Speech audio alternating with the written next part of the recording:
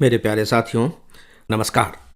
Friends, अब मैं आज आपसे प्री 2025 की तैयारी के बारे में बात करके इस विषय की शुरुआत करने जा रहा हूँ। जी हाँ, अब ऑलमोस्ट 3 महीने ही आपके प्री एग्ज़ाम के बच गए हैं। 3 महीने, इसके बारे में आज मैं बात करूँगा। और अब हम लोग बीच बीच में प्री एग्जामिनेशन की प्रिपरेशन किस तरीके से की जानी चाहिए, किन किन बातों का विशेष रूप से ध्यान रखा जाना चाहिए, इस पर भी इसी डेली ऑडियो लेक्चर के अंतर्गत चर्चा किया करेंगे। इसलिए आप सब से मैं आमंत्रित करता हूं, आप सबकी अपनी अपनी समस्याओं के बारे में, आप क्या सुनना चाहते हैं, क्या जानना चाहते हैं, किस तरह की परेशानियां महसूस कर रहे हैं, किस तरह की बातों का आप मार्गदर्शन चाहते हैं, प्लीज़ आप मुझे खुलेआम लिख करके भेजें। मैं आप लोगों से उन विषयों पर बात करना चाहूँगा। यह बात मैं आप सबसे इसलिए कह रहा हूँ क्योंकि ऐसा करके मुझे लगता है कि मैं आपके लिए शायद कुछ अपेक्षाकृत ज़्यादा उपयोगी हो सकूँगा। अदरवाइज़ तो देखिए, मेरे दिमाग में कुछ न कुछ विषय होते ही हैं जो सामान्य किस्म के होते हैं और वो बहुत गलत भी नहीं होते हैं। मैं उन पर बातें करता रहूँगा। लेकिन मुझे ऐसा लगता है कि यदि विषय की समझदारी मुझे आपके जरिए दी जाएगी तो मैं शायद अपने माध्यम से आपको ज़्यादा उपयोगी चीज़ें उपलब्ध करा सकूँगा। फ्रेंड्स, आपके लिए एक उपयोगी सूचना। मैंने आईएएस की तैयारी के लिए 2 पुस्तकें लिखी हैं। आप आईएएस कैसे बनेंगे, इसी के 2 भाग हैं। यह इंग्लिश में भी है। अब तक इसकी लाखों प्रतियां बिक चुकी हैं। यदि आप अपने आईएएस के लक्ष्य के प्रति सीरियस हैं तो आप इन दोनों पुस्तकों को लाइट हाउस मानकर चलें। यह आपके लिए एक प्रकार से मस्ट रीड बुक है। आप नीचे डिस्क्रिप्शन में दिए गए लिंक से ये दोनों पुस्तकें मंगा सकते हैं। तो दोस्तों, आज हम बात करते हैं कि जो अब लगभग 3 महीने का वक्त बचा है, इसका उपयोग आपको किस तरीके से करना चाहिए। मैं ये जानते हुए भी यह बात कर रहा हूँ कि आप सब को इसकी जानकारी है। सच पूछिए तो इसके बारे में कोई एक तरीका बताया भी नहीं जा सकता है, क्योंकि सबकी तैयारी का स्तर अलग अलग है। आप में से कुछ ऐसे हैं जो पहली बार एग्जाम में बैठ रहे हैं, कुछ ऐसे हैं जो तीसरी बार बैठ रहे हैं, कुछ ऐसे होंगे जो इंटरव्यू दे करके आए हैं लेकिन शायद भाग्य उसका साथ न दे। अभी से तो तैयारी सभी करते ही रहते हैं, भले ही वो सेलेक्ट हो जाए, यहाँ तक कि वो टॉपर भी क्यों ना हो जाए, यहाँ तक कि वो फर्स्ट रैंकर ही क्यों ना हो जाए, लेकिन प्री की तो तैयारी उसकी चलती रहती। क्योंकि क्या पता, इस धोखेबाज एग्ज़ाम का, बहुत ही दगाबाज एग्ज़ाम है ये, बहुत ही बेवफा एग्ज़ाम है, आप कह लीजिए इसे। तो सबके स्तर अलग अलग होते हैं, लेकिन फिर भी कुछ जो कॉमन बातें की जा सकती हैं, जो बताई जानी चाहिए, वे मैं आपको बता रहा हूँ। पहली बात, इस बार के YouTube चैनल पर मुझे कुछ विचित्र किस्म के इंटरव्यू सुनने को मिल रहे हैं।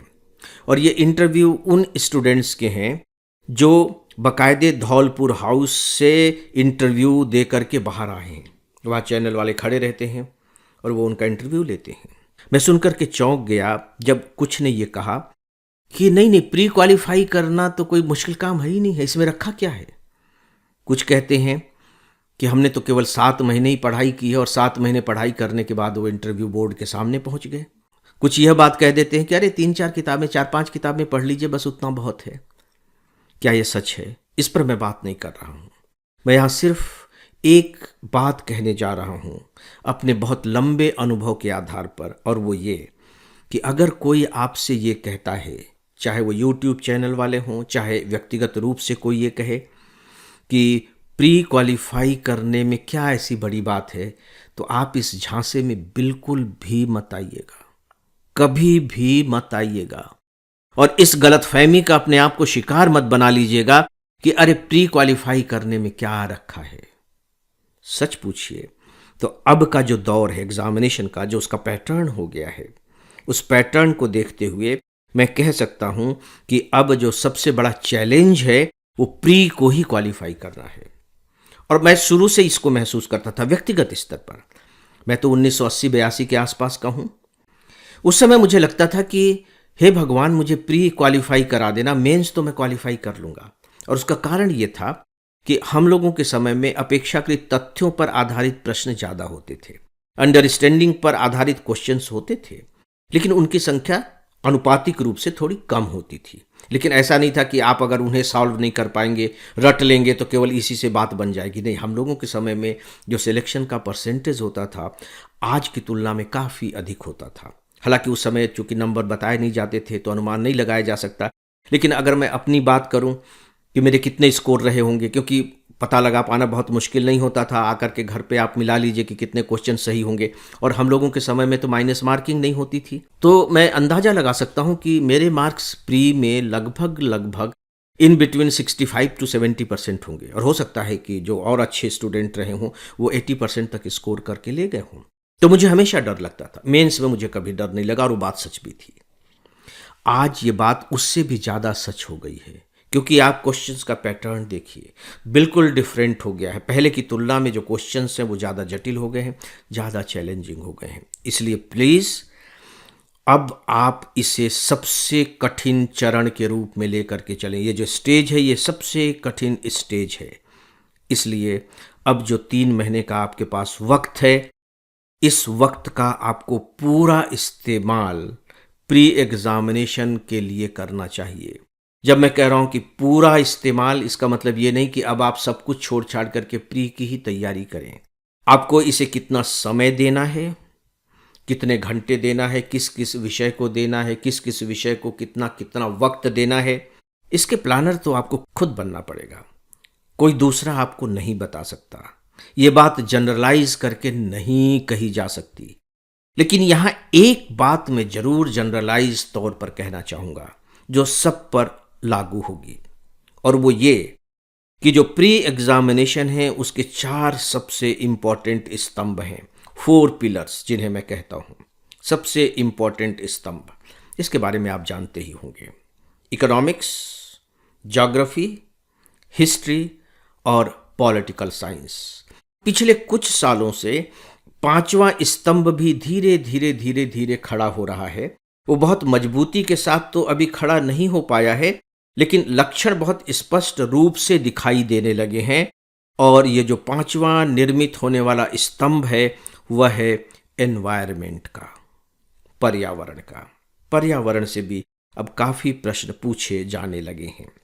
पहले मैंने जिन 4 स्तंभों की बात की, ये जो 4 स्तंभ हैं ये केवल प्री के ही 4 सर्वाधिक प्रमुख स्तंभ नहीं हैं, बल्कि मुख्य परीक्षा के भी सबसे बड़े स्तंभ हैं।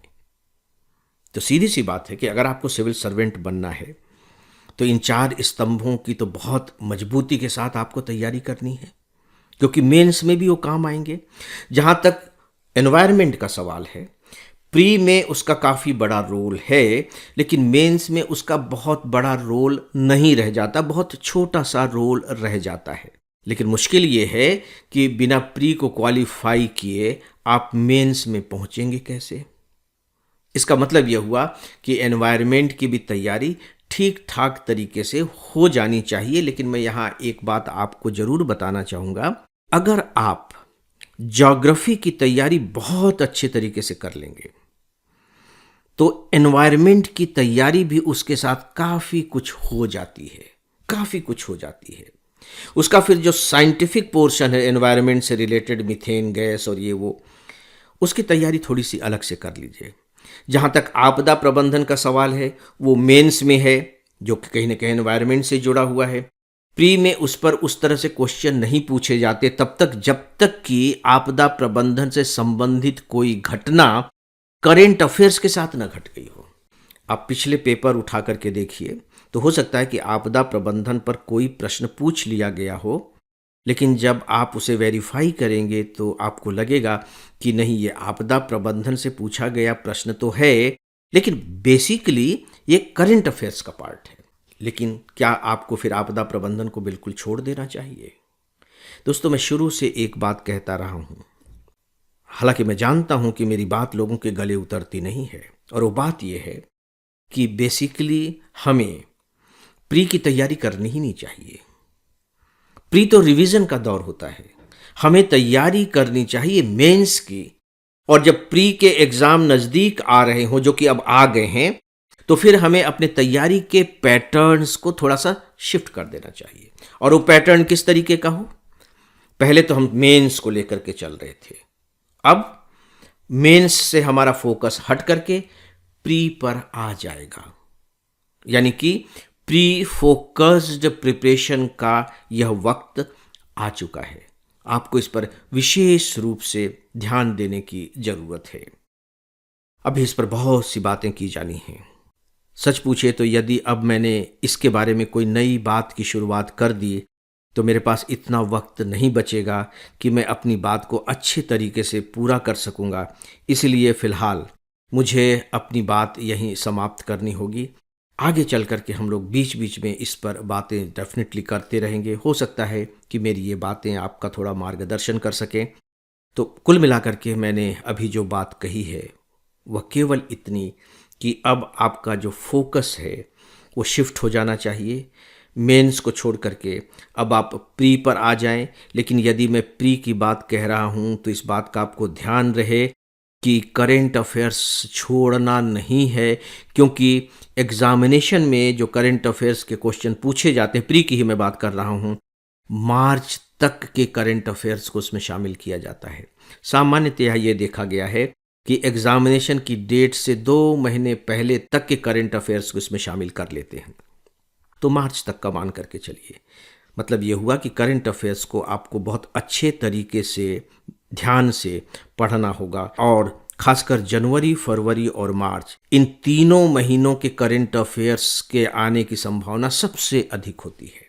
तो फिलहाल आपको मार्च के करंट अफेयर्स पर भी ध्यान देना होगा। तो दोस्तों, फिलहाल इस विषय पर बस इतना ही, और इसी के साथ ही आज के इस डेली ऑडियो लेक्चर को यहीं समाप्त करता हूं। नमस्कार।